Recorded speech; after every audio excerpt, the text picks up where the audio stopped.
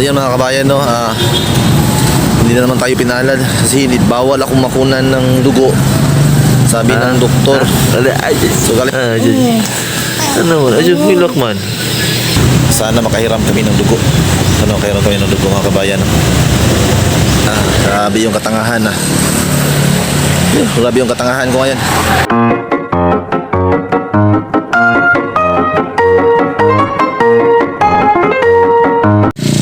Good morning mga kabayan.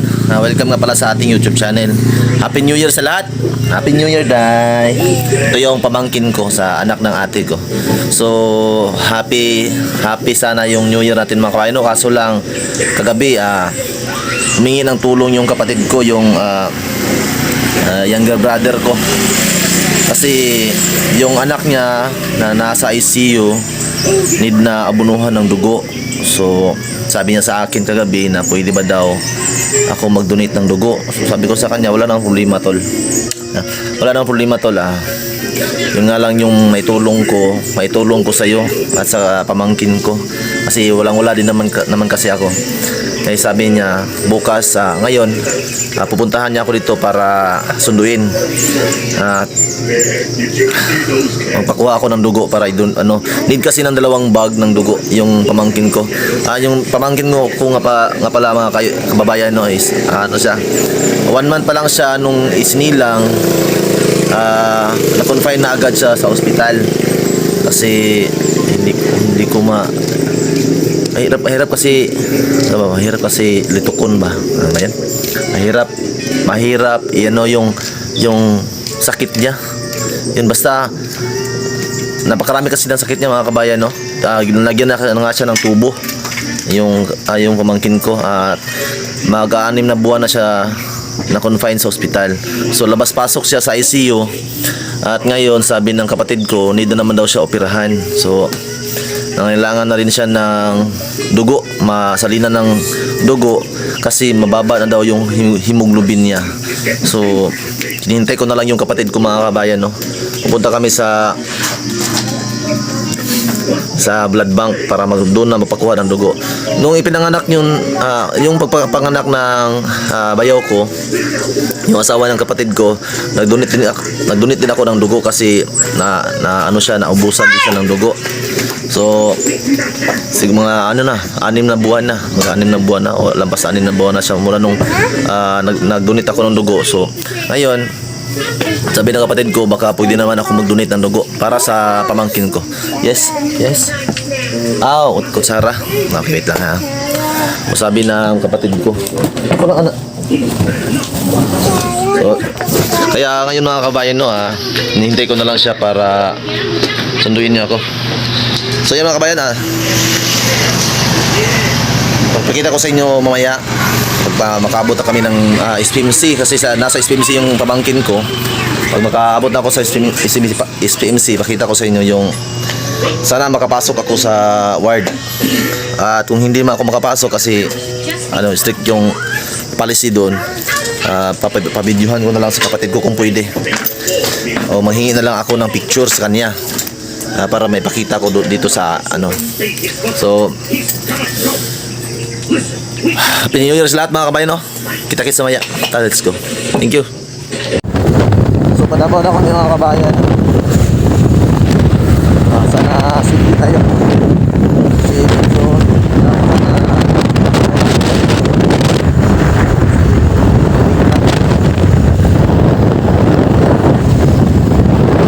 So yun mga kabayan, no? Naiwan ko yung ID ko. Punta na sana kami ng Davao. Nasa Panabo na kami banda. So naiwan ko yung ID ko sa bahay. At hindi naman pwede, hindi ka makuna ng dugo kapag wala kang ID doon. So need talaga ng ID. Kaya binalikan ng kapatid ko yung ID ko sa bahay. Kaso baka maklusan kami ng sa blood bank. Yan yung problema namin mga kabayan, no? Sabi yung katangahan grabe yung katangahan ko ngayon. Okay. Kasi mag-close yung blood bank mga kabayan is 5 PM daw. So biyahe pa kami ng Davao. Sa Panabo pa kami, nag-stop over kami kasi binalikan yung ID ko. Alas 3 na. 2 oras na lang mag-close na yung blood bank. Sana makahabol mga kabayan, no? Kasi na kanina, sinabi ko sa kapatid ko, bakit ang tagal mo? Bakit ang tagal mo? Sabi niya, pumipila pa daw siya dun sa ano, kasi kala niya, white blood yung uunahin. I-need talaga yung dugo talaga. Yung red blood. Kaya yun mga kabayan, no? Kinuha niya ko, hapon na, mag-alauna na. So, nag-prepare pa ako kasi akala ko hindi na matuloy. Nag-prepare pa ako. Kaya yun. Umabot kami ng alas 2. Bahay kami ng hapit na mag-alas 2 na. At ayun pa, naiwan ko pa yung ID ko. So, tara, let's go. Sana makahabol kami. Tara. Ano, nag-close na yung blood center. So hindi na pwede makakunan ng dugo kasi alas 3 lang yung cut-off nila. So pupunta kami sa Red Cross sa Rojas. Baka mayroon dun. So tara. So yung kapatid ko mga kaya. So ula.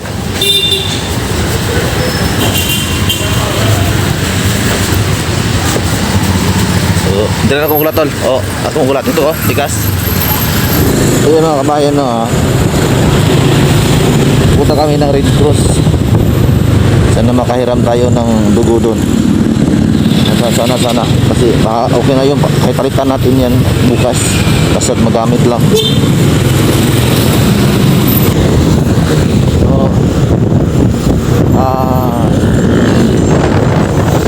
then mga kabayan, no, hindi pa rin tayo nakakuha ng dugo doon sa Red Cross kasi wala na, cut off na rin sila. Alas 12 lang yung cut off nila para sa blood donation. Yan, yes.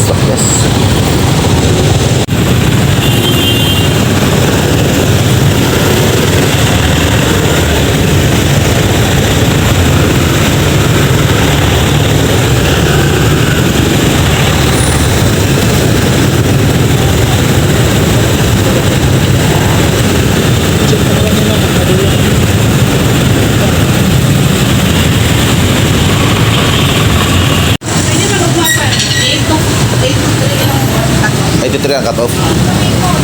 May talaging makahirami ba? Nagpusa naman kung iba, nakatopan namin muskuhan ba?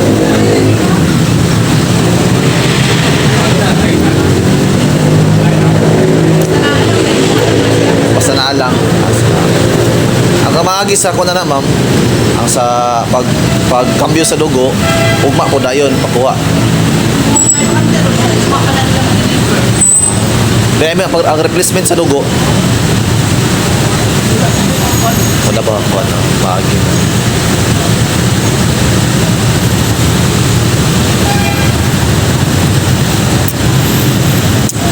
So yun mga kabayan, no? Ito na yung last blood center namin pinuntahan, National Blood Center. Sana makahiram kami ng dugo. Makahiram kami ng dugo mga kabayan, no? Kasi sa Red Cross wala silang stock na dugo. At saka sa blood center wala rin. Sana dito may mahiram kami na dugo. Kaya diba masalina ng dugo yung pamangkin ko. Sana. Yan yung kapatid ko mga kabayan. Sana may mahiram kami na dugo.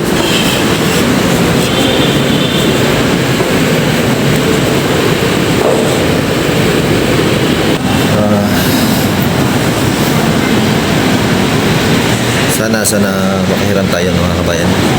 Yan yung kapatid ko. Yan. Kahit isang bag lang. Sana makahiram tayo ng isang bag.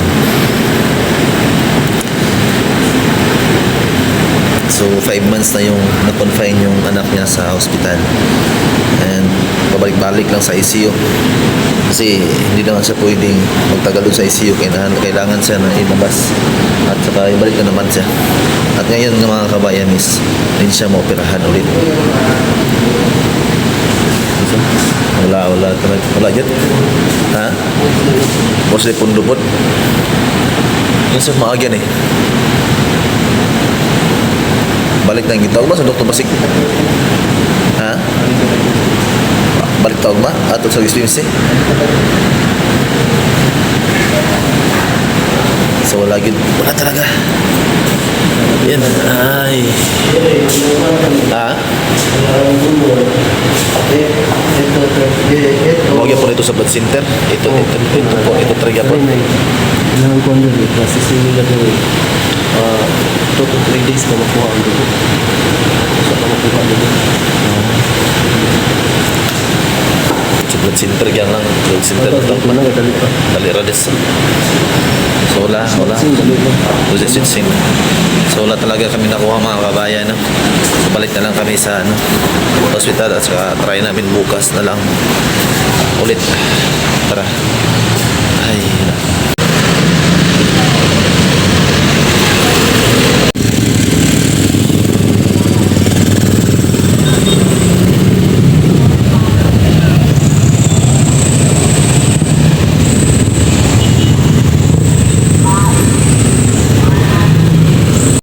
Dito na kami sa STC mga kabayan.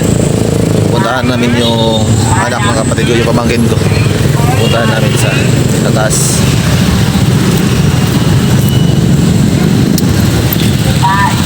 Tara. Samahan nyo kami.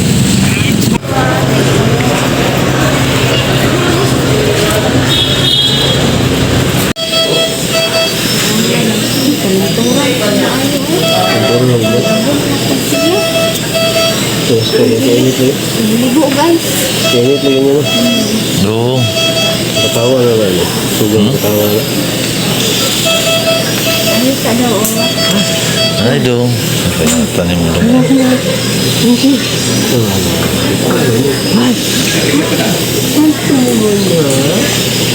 Nawain mo pa. Tawa ka artista.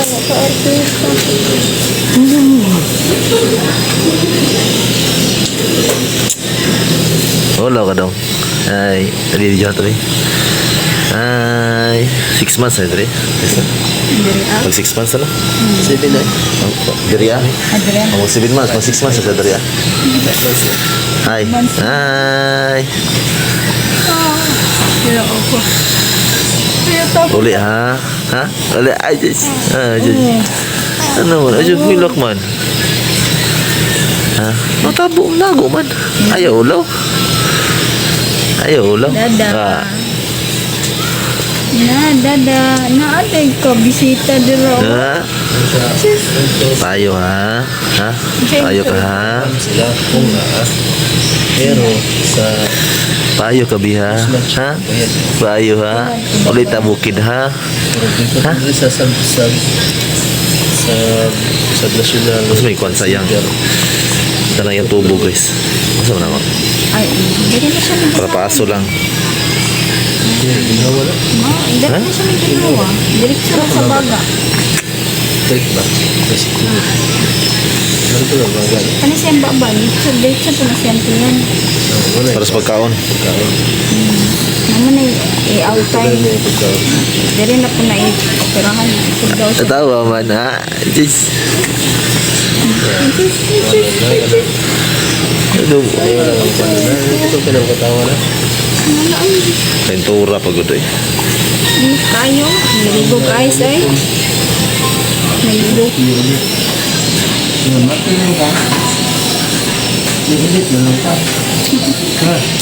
Sige to.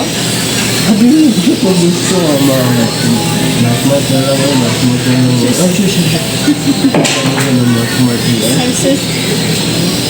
Ang gabi, kailan ang gabi? Matay.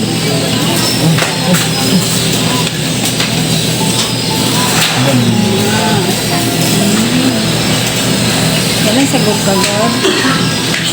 Suksok na po siya. Dako na po na yung tiyan.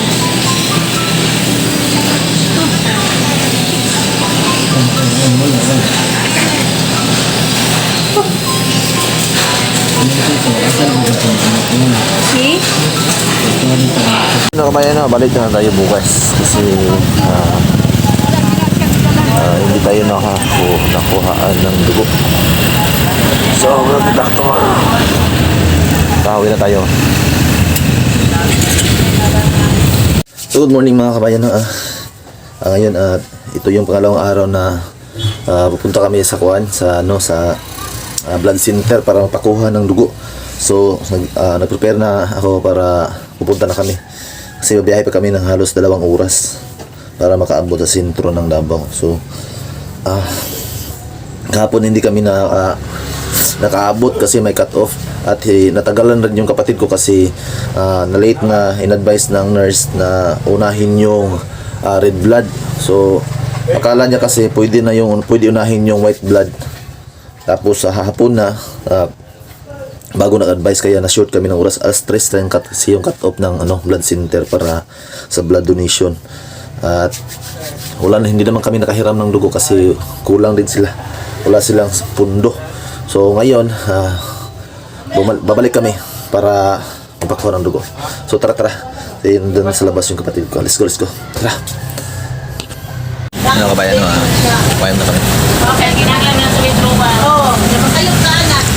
Narating na kami sa SMC. Mamaya, diretso na kami sa blood center. So, kain na tayo.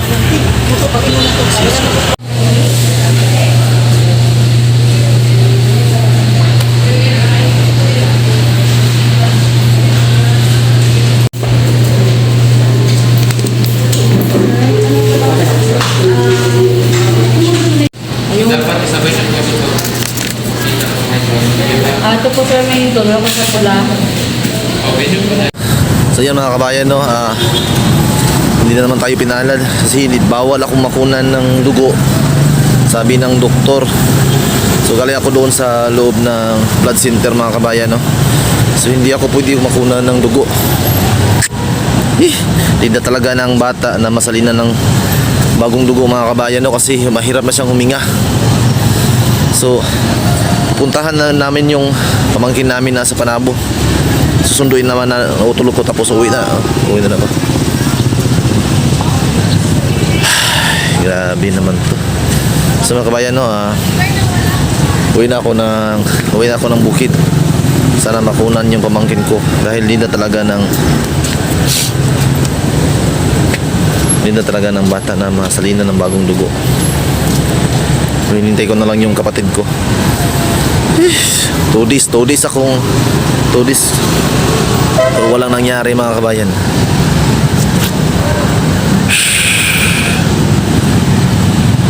So mga kabayan, sana makuna ng dugo yung isa kong pamangkin kasi need na talaga ng bata pa. So mga kabayan, dito na lang siguro yung video ko. Salamat sa samahan nyo kami sa mag-pray para sa pamangkin ko. Sana. Thank you mga kabayan. Bye.